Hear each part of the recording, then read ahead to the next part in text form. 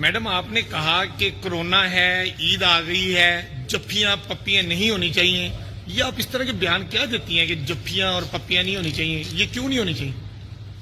पहली बात तो ये है कि जफ्फियां आप ईद की लाजम मलजूम जुज है, जिसको ईद मिलन कहा जाता है। और वो आपने भी कई दफ़ा ईद मिलते हुए अपने भाइयों को, अपने दोस्तों को ग्रीट किया होगा और उनको रवायती अंदाज से ईद मिली होगी।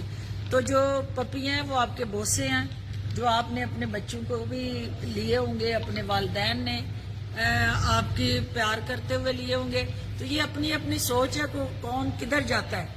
तो मतलब एक बाप को अपनी बेटी से मतलब प्यार करना चाहिए ना, माथे पे प्यार करना चाहिए, लेकिन कोरोना में नहीं करना चाहिए।